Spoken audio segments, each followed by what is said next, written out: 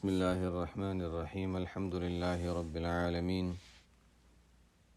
حمدا كثيرا طيبا مباركا فيه مباركا عليه كما يحب ربنا ويرضى جل جلاله وعم نواله، والصلاة والسلام على السيد الحبيب المصطفى وعلى آله وصحبه نجوم الهدى قادة التقى. أما بعد، اللهم انفعنا بما علمتنا وعلمنا ما ينفعنا.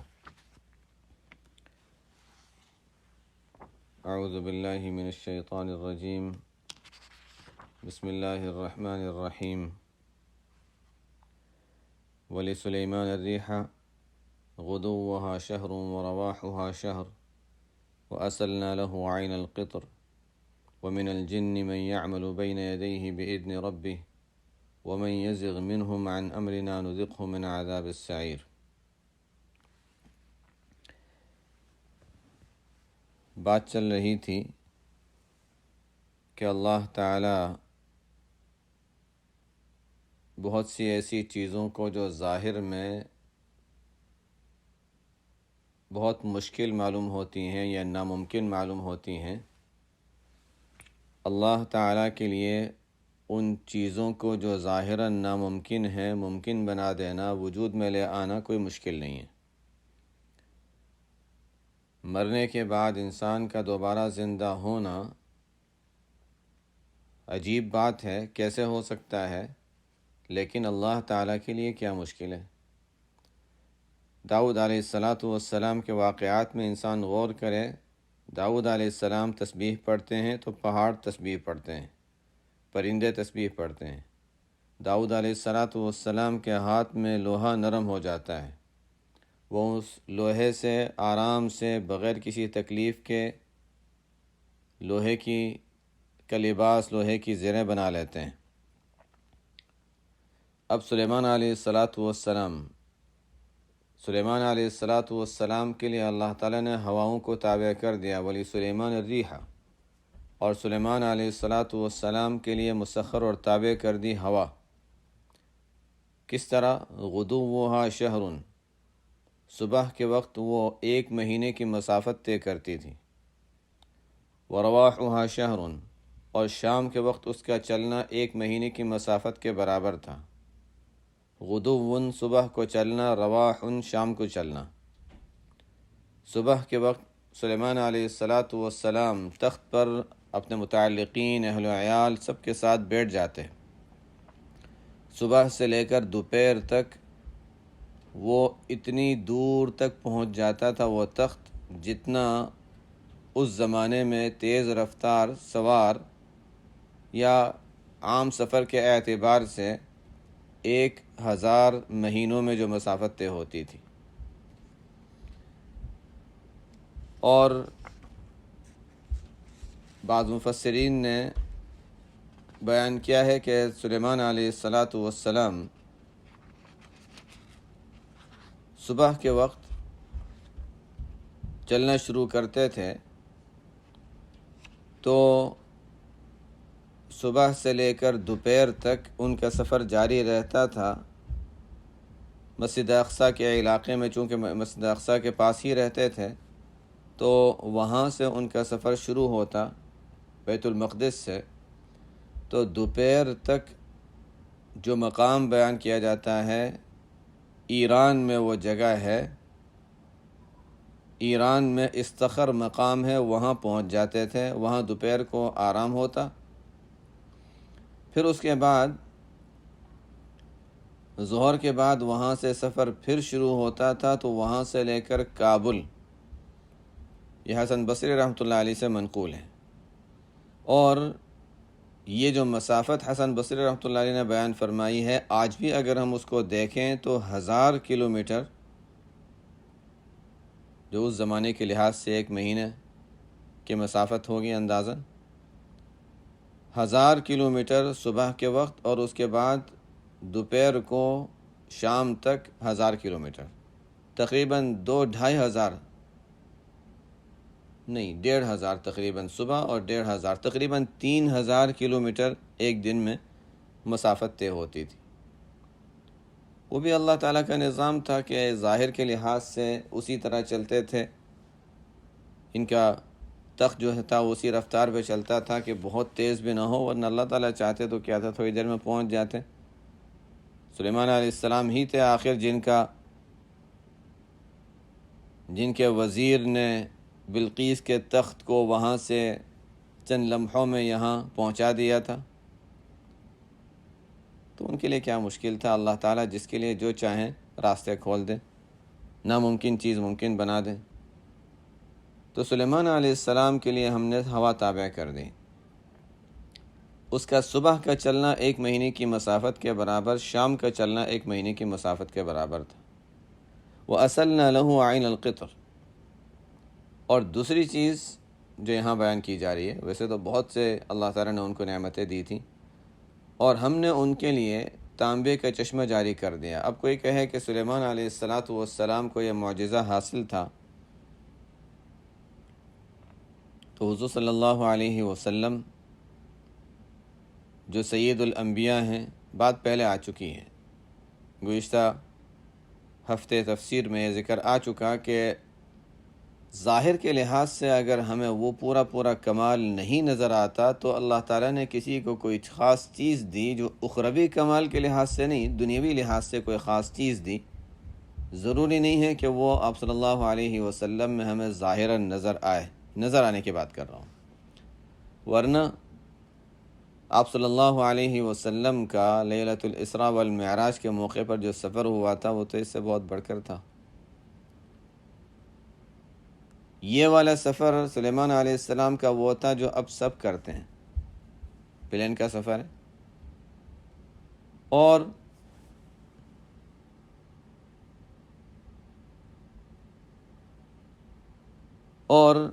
رفتار کے لحاظ سے بھی پلین کا سفر اس سے بہت تیز ہے، لیکن ظاہر ہے یہ مشینیں اور ظاہر میں بہت کچھ بنانے کے بعد ہے، وہ تو صرف ایک تخت ہوا کرتا تھا۔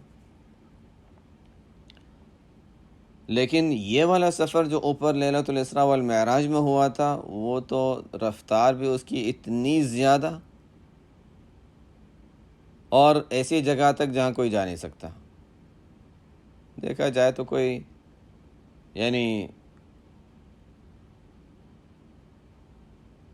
تقابل پیش کرنا تو بہت عجیب سی بات معلوم ہوتی ہے۔ ہر نبی کو اللہ تعالیٰ نے اپنی کوئی خاص خصوصیات دی تھیں، لیکن بہرحال سلیمان علیہ السلام کو یہ معجزہ عطا ہوا تھا۔ آپ صلی اللہ علیہ وسلم کو ہر معجزات میں سے خاص چیزیں دی گئی تھیں، لیکن مستقل آپ نے اس کو ظاہر نہیں فرمایا، اس کو رہنے نہیں دیا، اللہ تعالیٰ سے مانگا نہیں، نہ اللہ تعالیٰ نے، بلکہ اللہ تعالیٰ نے پوچھا آپ کیا چاہتے ہیں، بادشاہت چاہتے ہیں یا فقر چاہتے ہیں، تنگی چاہتے ہیں؟ آپ صلی اللہ علیہ وسلم نے اپنے لیے تنگی کو پسند فرمایا۔ اب ہمارے لیے آسان ہو گیا آپ صلی اللہ علیہ وسلم کی اتباع کرنا، کہ چاہے کوئی جس حال میں بھی ہو، فقر تو ہر ایک اختیار سے اپنے اختیار میں ہے کہ وہ فقر اختیار کر لے۔ آپ صلی اللہ علیہ وسلم کے پاس جتنا آتا تھا خرچ فرما دیتے تھے، تو فقر اختیار کرنا تو اختیاری چیز ہے۔ مالدار بننا اختیار میں نہ ہوتا، بادشاہت ہوتی تو اختیار میں نہ ہوتا، تو ہر ایک اس سنت پہ عمل نہ کر سکتا۔ غدوها شہر ورواحها شہر۔ بہرحال پلین کی ایک مثال اس زمانے میں قائم ہوئی، لیکن وہ معجزہ تھا اور یہ ظاہری اسباب کی بنا پر ہے۔ دوسری چیز، وَأَسَلْنَا لَهُ عَيْنَ الْقِطْرِ، سلیمان علیہ السلام کے لیے ہم نے تانبے کا چشمہ جاری کر دیا۔ کوپر بہت قیمتی چیز ہے، اس سے بہت کچھ بنایا جاتا ہے اور سخت چیز ہے۔ سلیمان علیہ السلام کے لیے وہ بہتا ہوا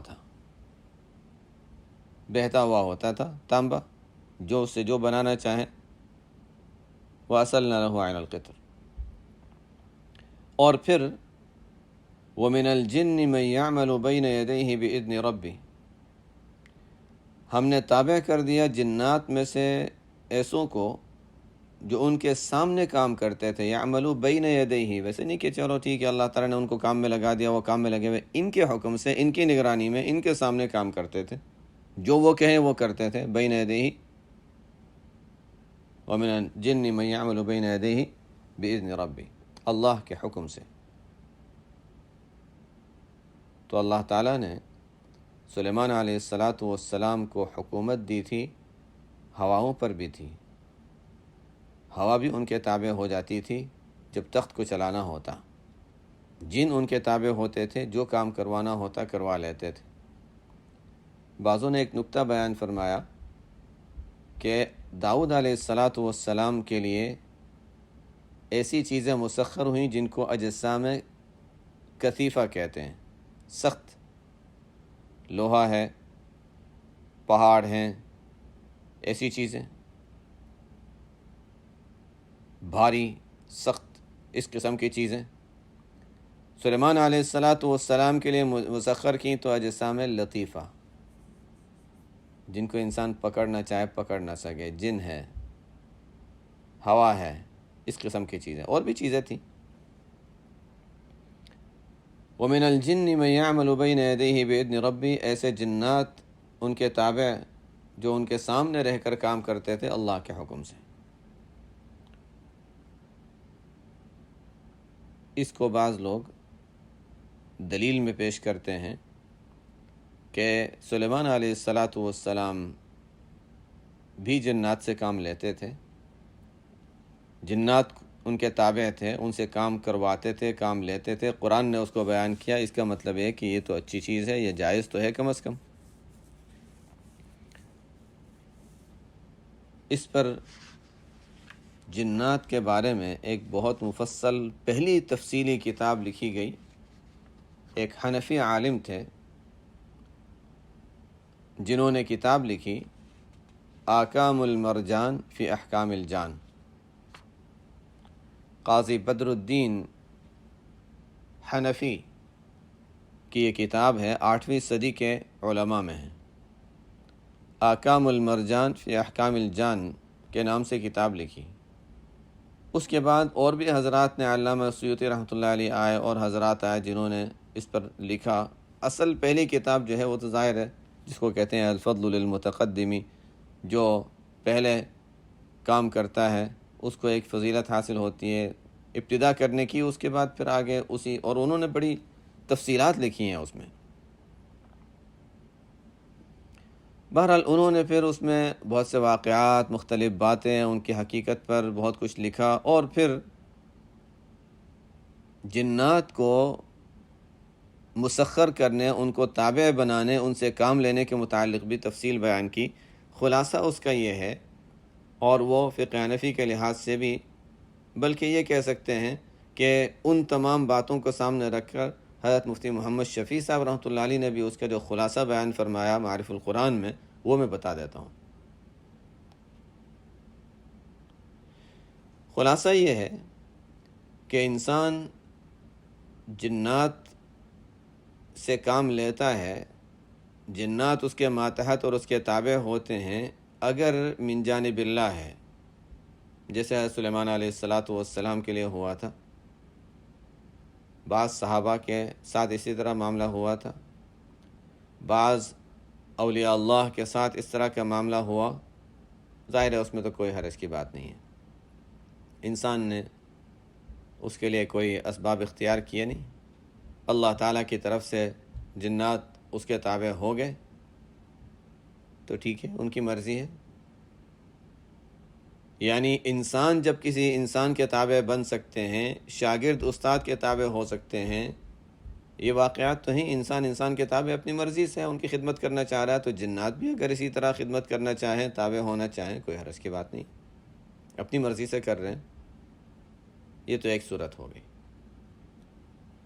دوسری صورت یہ ہے کہ انسان کوئی عمل کرتا ہے جس سے جنات کو تابع بنا لے۔ اس عمل کی ایک صورت یہ ہوتی ہے کہ اس عمل میں ناجائز طریقہ اختیار کیا گیا ہو، ناجائز کلام اختیار کیا گیا ہو، تب تو ظاہر ہے کہ وہ ناجائز ہے۔ اب چاہے وہ ناجائز کا درجہ فسق کے حد تک ہو یا کفر کے حد تک ہو، ظاہر ہے یہ سب ناجائز میں آ جائے گا۔ بعض چیزیں اس میں فسق ہیں، گناہ ہیں، بعض چیزیں حرام، کفر کے درجے تک پہنچ جاتی ہیں۔ اصل میں انسان ان کو تابع بنانے کے لیے کیا کرتا ہے؟ بہت سی مرتبہ ایسے کام کرتا ہے جس سے شیاطین وغیرہ خوش ہو جاتے ہیں، نجاست، گندگی، معصیتیں، کفریہ کلمات، وہ خوش ہوتے ہیں تو کہتے ہیں اچھا چلو ٹھیک ہے، تم نے ہمارا کام کیا تو ہم تمہارا یہ کام کر دیتے ہیں، تم نے ہمیں خوش کیا ہم تمہیں خوش کر دیتے ہیں، تمہیں کیا چاہیے، کیا کرنا ہے تمہارے لیے۔ یہ طریقہ ہوتا ہے دونوں طرف سے لینے دینے کا، اچھا ٹھیک ہے تم یہ کر لو ہم یہ کر لیتے ہیں۔ ظاہر ہے یہ صورت یا حرام ہے یا کفر ہے۔ ایک صورت تابع کرنے کی یہ ہوتی ہے کہ انسان جائز کلمات کے ذریعے سے خلاف شرع کوئی کام اس میں نہ کیا جائے، اس طریقے سے جنات کو تابع کرے۔ تو پھر کیا حکم ہوگا؟ اس کی بھی دو صورتیں ہیں۔ اس سے اگر مقصد اپنا کام نکلوانا، اپنا نفع حاصل کرنا ہو تو پھر ظاہر جائز نہیں ہے۔ کسی بھی آزاد کو غلام بنانا جائز نہیں ہے۔ جو جنات آزاد ہیں ان کو اپنا ماتحت بنا لینا، چاہے جائز طریقے سے ہو لیکن ان کو اپنا ماتحت بنا لینا، اپنا غلام کی طرح بنا لینا، ان کو اپنے ماتحت کر لینا زبردستی جائز نہیں۔ جس طرح ایک انسان دوسرے انسان کو اپنا غلام بنا لے، تمہیں میرے کام کرنا ہوگا، یہ کر لو وہ کر لو، وہ کہہ رہا ہے، اس سے کروا رہا ہے، چاہے اس کو کوئی قوت حاصل ہے، کوئی حرام کلمات نہیں پڑھتا ہے لیکن کر لیتا ہے، ظاہر ناجائز ہو۔ اسی طرح جنات کو تابع کرنے کے لیے بھی جائز طریقہ ہی اختیار کیا تھا، لیکن ان کی آزادی کو ختم کر دینا یہ شرعاً درست نہیں۔ جب فائدہ حاصل کرنا مقصد ہو، میرے لیے کام کر دے گا، اچھا میرے یہ فلانی چیز کر دے گا، میرے لیے پیسے لے آئے گا۔ بعض ہوتے ہیں جنات کے ذریعے سے اس طرح کے کام کروا لیتے ہیں کہ پیسے لے آؤ، اچھا کہیں کسی کے رکھے ہوئے تھے وہاں سے اٹھا کے لے آیا، وہاں سے وہ تو چوری کے پیسے۔ لوگ سمجھتے ہیں کہ کرامت ہے، وہ چوری کے پیسے ہوتے ہیں۔ مشابہت ہو جاتی ہے کرامت کے ساتھ لیکن وہ کرامت نہیں ہوتی۔ بعض اولیاء کو اللہ تعالیٰ کرامت بھی عطا فرماتے ہیں۔ تو خیر، جائز طریقے سے انسان کوئی ایسا عمل ایسا کرتا ہے جو جائز ہے، اور اس سے اگر جنات کو وہ تابع کر لیتا ہے اور مقصد اس سے ہوتا ہے تکلیف سے اپنے آپ کو بچانا، محفوظ رکھنا، اور دوسروں کو تکلیف سے بچانا، کسی پر اثر ہو جائے اس کو اس تکلیف سے نکالنے کی کوشش کرنا، یہ مقصد ہے تو پھر اچھا مقصد ہے، ایک جائز ضرورت ہے، اور ظاہر ہے کہ مقصد اس میں صرف نیکی ہے تو اس میں ثواب ہی ہے۔ تو یہ مختلف صورتیں ہیں، اس کے مختلف درجات ہیں۔ وَمِنَ الْجِنِّ مَن يَعْمَلُ بَيْنَ يَدَيْهِ بِإِذْنِ رَبِّهِ وَمَن يَزِغْ، آگے واقعہ آ رہا ہے بیت المقدس بنانے کا۔ وَمَن يَزِغْ مِنْهُمْ عَنْ أَمْرِنَا نُذِقْهُ مِنْ عَذَابِ السَّعِيرِ، اور اللہ تعالیٰ کی طرف سے حکم یہ تھا کہ جو بھی جنات میں سے سلیمان علیہ السلام کی نافرمانی کرے گا، یزغ منہم عن امرنا، چونکہ اللہ کی طرف سے حکم تھا، تو جو بھی ہمارے حکم کی خلاف ورزی کرے گا ان میں سے نذقہ من عذاب علیم، جو بھی یعنی اس ہم ترجمہ اس لحاظ سے کریں کہ ان میں سے جو بھی ہمارے حکم کی خلاف ورزی کرتا تو ہم اس کو دردناک عذاب کا یا آگ میں دہکتی ہوئی آگ کے عذاب کا مزہ چکھاتے۔ اس میں دونوں احتمال ہیں کہ اس سے مراد دنیا ہی میں سزا ملنا ہے، یہ بھی ہو سکتا ہے، یا آخرت کی سزا مراد ہے عذاب السعیر، وہ بھی ٹھیک ہے۔ تو دونوں میں کوئی حرج نہیں، دونوں میں کوئی اشکال نہیں۔ بعض مفسرین نے اس سے آخرت کی سزا مراد لی ہے، بعضوں نے دنیا کی سزا مراد لی ہے، اور دونوں ہو سکتا ہے۔ بہرحال اللہ تعالیٰ کی طرف سے حکم تھا کہ ان کی اطاعت کرنی ہے، جو بھی خلاف ورزی کرتا تو اس کے لیے یہ سخت سزا مقرر تھی کہ دنیا ہی میں فرشتہ اس کو آگ کا کوڑا مارتا، یا اس سے مراد ہے کہ آخرت کی سزا ان کے لیے مقرر تھی، نافرمانوں میں شامل ہو جاتا۔ وہ جنات کیا کرتے تھے؟ يعملون له ما يشاء من محاريب وتماثيل وجفان كالجواب وقدور الراسيات اعملوا آل داود شكرا وقلیل من عبادی الشکور۔ یہ جنات سلیمان علیہ السلام کے لیے مختلف کام کیا کرتے تھے، مختلف چیزیں بناتے تھے سلیمان علیہ السلام کے لیے جو وہ چاہتے، یعنی محاریب، محراب کی جمع ہے۔ ہمارے عرف میں محراب نماز کی جگہ مسجد جو ہے، مسجد میں آگے گول دائرہ بنا ہوا ہوتا ہے، اس کو محراب کہتے ہیں۔ لیکن اصل لغت کے اعتبار سے کسی اونچی تعمیر کو بھی محراب کہہ دیتے ہیں۔ جنگ میں حفاظت کے لیے اونچی جگہ بنائی جاتی تھی، حربن جنگ کو کہتے ہیں، تو اس موقع پر، جنگ کے موقع پر ذرا اونچی جگہ جو محفوظ ہو، جہاں سے جو جنگ کا جو سپہ سالار اور قائد ہے وہ سب کو دیکھ بھی سکے اور حفاظت میں بھی رہے، اس کو بھی محراب کہتے تھے۔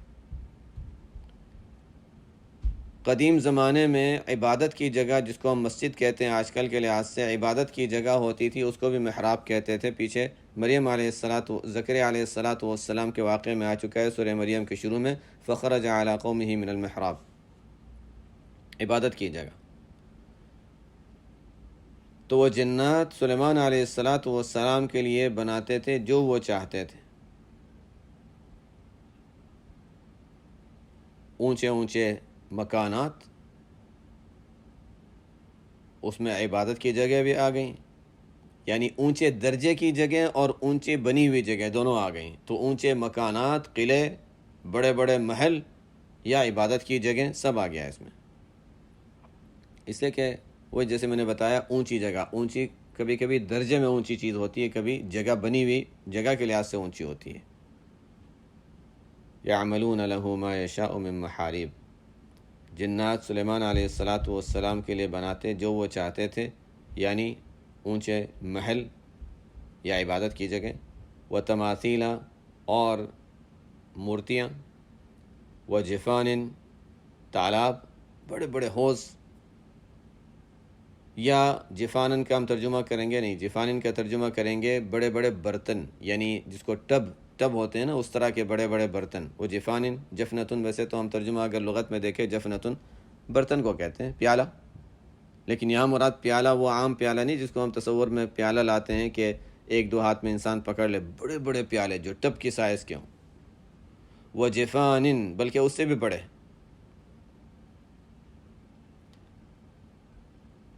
وہ جفانن، اور بڑے بڑے برتن، کل جوابی، وہ برتن اتنے بڑے جیسے تالاب اور حوض ہوں، وہ قدور، قدر کی جمع قدور، دیگچیاں، اور دیگیں، راسیات، ایسی جو اپنی جگہ جمے رہنے والی ہوں، یعنی جن کو ہٹایا نہیں جا سکتا تھا، بڑی بڑی دیگیں جن کو کوئی اٹھائے گا نہیں، اب بس بن گئی تو بن گئی، وہیں رہتی ہیں۔ ان الفاظ کو ہم تھوڑا دیکھ لیتے ہیں۔ محاریب تو آ چکا، تماثیل، تمثال ان کی جمع ہے، مورتی کو کہتے ہیں۔ مورتی کا لفظ سنتے ہی ہمارے ذہن میں ایک بات آتی ہے کہ اچھا یہ تو جاندار کی تصویر، مجسمہ بنانا، اس کو مورتی کہتے ہیں۔ نہیں، تمثال، مثال، ایک کی طرح دوسری چیز بنا لینا، ایک کو دیکھ کر یہ اس طرح کی دوسری چیز بنا لینا، یہ تمثال ہے۔ تصویر کو بھی تمثال کہہ سکتے ہیں اس معنی کے اعتبار سے کہ یہ دیکھو ایک انسان تھا، اسی کے مثل بنا دی گئی کاغذ میں، لیکن اصل میں مورتی کہتے ہیں مجسم، کاغذ پہ بنی ہوئی کو نہیں، مجسم۔ یہ ضروری نہیں ہے کہ وہ جاندار کی ہو۔ پہاڑ آج کل بچے بناتے ہیں، اسکولوں میں ان کو سکھایا جاتا ہے یہ بنانا ہے وہ بنانا ہے، اور وہ مختلف چیزوں سے بھی بناتے ہیں، اور مختلف جگہوں پر وہ تو خیر پھر اس کو اگر اوپر بڑے لیول پر دیکھیں تو بہت کچھ مشینوں وغیرہ سے بنایا جاتا ہے۔ تو مورتی جو ہوتی ہے وہ اصل میں نہیں بلکہ انسان کی بنائی ہوئی چیز، چاہے وہ کتاب کی شکل میں بنا دی جائے، درخت کی شکل میں بنائی جائے، یا کسی اور شکل میں بنائی جائے۔ آج کل تو ہر جگہ کے مختلف نمونے بنائے جاتے ہیں، چھوٹا سا سیمپل بنا دیا، فوٹو نہیں، تصویر نہیں، کاغذ پر نہیں، بلکہ ایک باقاعدہ سیمپل بنایا، اچھا یہ دنیا کی فلانی جگہ ہے، یہ تاج محل، اچھا اس کا تمثال ہے یہ، یہ فلانی جگہ کا تمثال ہے، فلانی جگہ کا یہ تمثال ہے، تو یہ سب چیزیں تمثال میں آ جاتی ہیں۔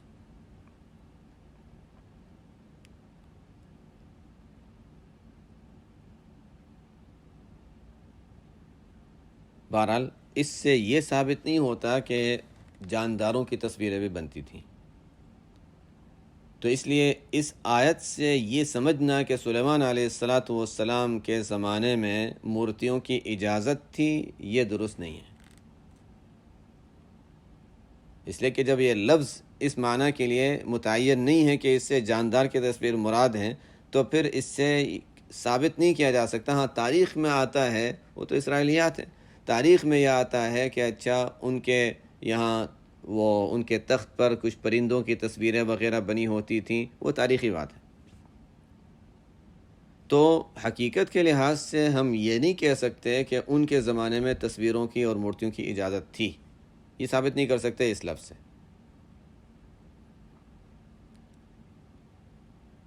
بہرحال اس سے مراد تصویر ہے جو مجسم شکل میں ہو، چاہے وہ درخت کی ہو، چاہے پہاڑوں کی ہو، چاہے بلڈنگ کی ہو، جس طرح کی بھی ہو، ڈیزائن ہو۔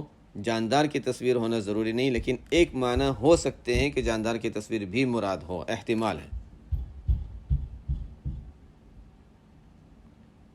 لیکن ظاہر ہے اس احتمال کی وجہ سے ہم ایک تو یہ کہ اگر ہو بھی ان کے زمانے میں اجازت تو اس سے ہمیں کوئی فرق نہیں پڑتا، اس لیے کہ ان کی شریعت مختلف، ہماری شریعت مختلف ہے، تو اس سے استدلال ہم نہیں کر سکتے۔ ہماری شریعت میں تو اس پر سخت وعیدیں بیان کی گئی ہیں، سخت احکام دیے گئے ہیں۔ اشد الناس عذاباً حدیث میں آتا ہے، سخت ترین عذاب میں وہ مبتلا ہوگا جو تصویر بنانے والا ہو۔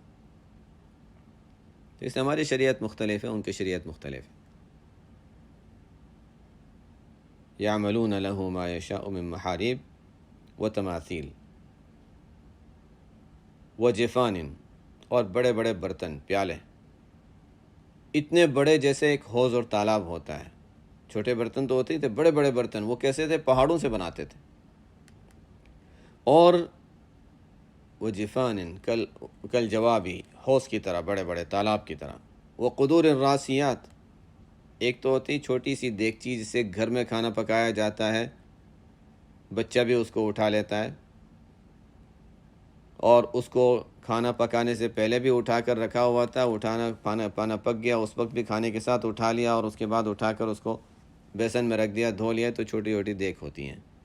ایک ہوتی ہیں جو ہمارے بڑے بڑے اداروں میں، مدرسوں میں اور بڑی بڑی جگہوں پر جو کھانے پکتے ہیں، تو بڑی دیگ ہوتی ہے، ایک آدمی کے لیے اٹھانا کبھی مشکل ہوتا ہے، 2 لوگ اٹھا لیتے ہیں، کھانا اس میں بھرا ہوا ہوتا ہے، 4 لوگ اٹھاتے ہیں۔ اور ایک دیگیں ہوتی ہیں وہ جو خالی بھی ہوں تو ان کو کوئی اٹھا نہیں سکتا۔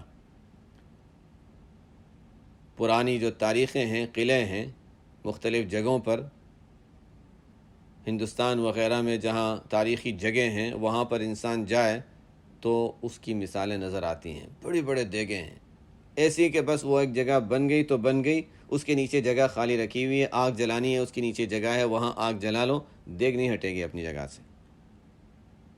قدور الراسیات، اس کا مطلب یہ ہے کہ اتنے کھانے بھی پکتے ہوں گے، اتنی بڑی تعداد میں کھانے بھی پکتے ہوں گے، پکانے والے بھی ہوں گے، اور اتنی بڑی تعداد میں وہاں ظاہر ہے لوگوں کا آنا جانا تھا اور رہنا تھا کہ اتنے کھانے پکتے تھے۔ وہ قدور الراسیات۔ اعملوا آل داود شکرا وقلیل من عبادی الشکور، اللہ تعالیٰ نے حکم دیا، اے آل داود شکر ادا کرو، اور میرے بندوں میں شکر ادا کرنے والے بہت کم ہیں۔ ہمارا وقت اوپر ہو گیا، کافی دیر ہو گئی، یہیں تک رکھتے ہیں۔ آیت کا یہ آخری حصہ باقی ہے، اسے انشاءاللہ پھر اس آیت کے بارے میں مزید کچھ باتیں ہیں، آئندہ ہفتے پڑھیں گے۔ سبحانک اللہم و بحمدک، اشہد ان لا الہ الا انت، استغفرک و اتوب الیک۔